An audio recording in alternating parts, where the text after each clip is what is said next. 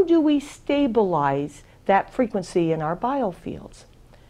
One of the words that I always had issues with, remember the little angel cards? I used to pick one every day and say, okay, that's the aspect, or that's the attitude that I need to work on. And I can remember one that I consistently got. There were two I consistently got, but the first one was patience. And because I always wanted to do things now, I had this kind of engine going off inside that I would have friends that said, Melissa, could you slow down? Could you wait for us? Because I was there, you know, trying to get someplace. And I had this inside motor that says, let's go, you know.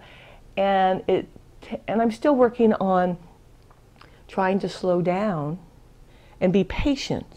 Because when you're patient, you start with being patient with yourself, that it's okay for you, whatever you're doing in this moment right now, that you don't have to be like anybody else. You don't have to do what everybody else does, but to listen to yourself, and that patience with yourself as you move through your own healing. Healing takes a long time, and we're trying to heal on the emotional aspects of life, the mental aspects of life, physical aspects, and it takes time, and sometimes we feel like we're running out of time. But I think we're feeling that we're running out of time because we're running all the time. We're running all the time instead of allowing that sense of expansion inside and learning from trying to work with patience to then acceptance. Can you accept yourself where you are right now? You've learned a lot. You've had a lot of experience. And you need to accept yourself that you've set yourself a great learning program. It was the power of choice. You chose to co-create. It didn't always seem that you were choosing, but there was a higher level of yourself that helped you create challenges so that you could, you know, flex those spiritual muscles and get them stronger. I didn't always like my life in the moment when things happened, but when I tried working with certain attitudes or aspects of spirituality, then I found that I learned about flowing.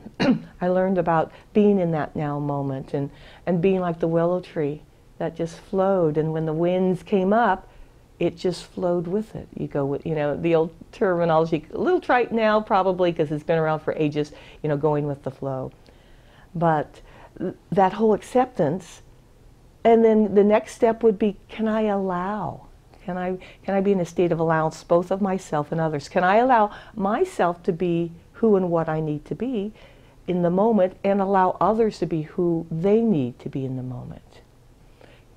And right, when you learn to be in the moment, that goes back again to being mindful. We talked earlier about being in a state of mindfulness, being aware, accepting what you see out there, and does that work for me, does that not work for me, accepting oneself in the moment for what you've learned, where you're going, accepting others and allowing, and then taking responsibility. When you make a choice, choice is an act of power. That's why I always say, what are the choices that you're making, and being aware of the choices, and then taking responsibility.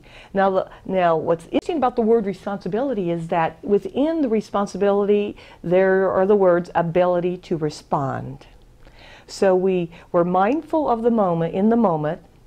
We're looking with that gray out, you know, it's like letting source look out your eyes, or letting your your higher levels of self look out, and then being mindful in the moment and making choices.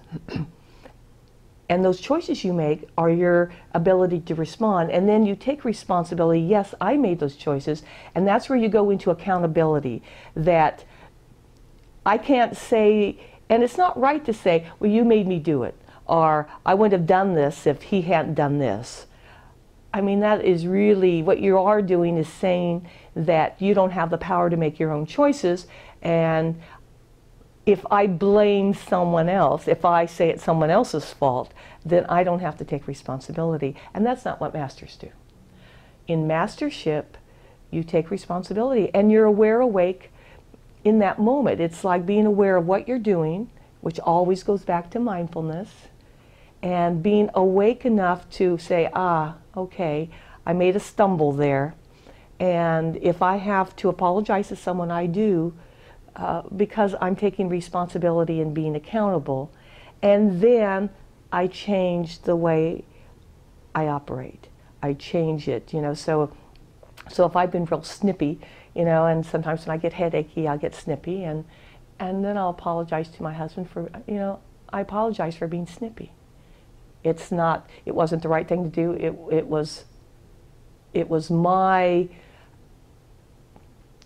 way of operating in that moment, but being aware and mindful that that type of attitude or that way of being snippy is going to lower the frequency in your biofields.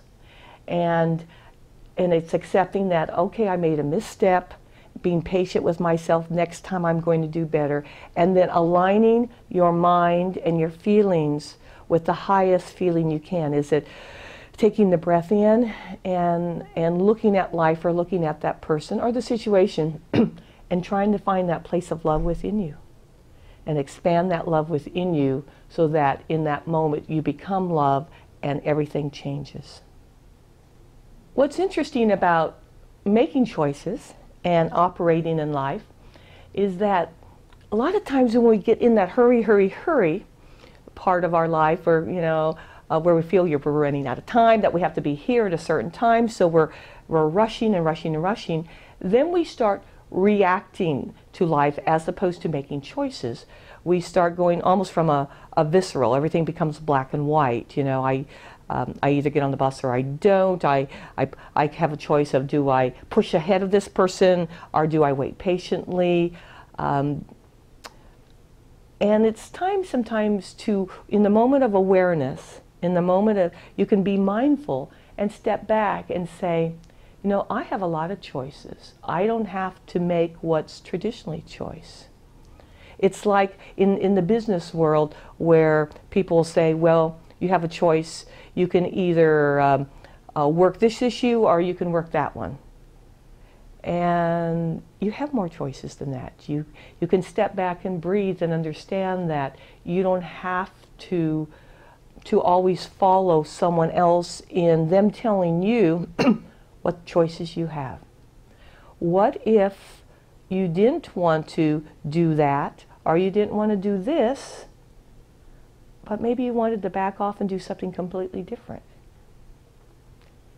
That is something that you can only recognize by being mindful, by going into that space again of the breath, of breathing and making sure your pillar is connected to source and down to earth core, and you're expanding it from the inside out. So when you bring, it's that inner pillar that you're bringing out through your pores and around you. And that's your connection where you can say, okay, let me take a breath. Let me back off for a moment from these situations and feel and sense, what's my joy?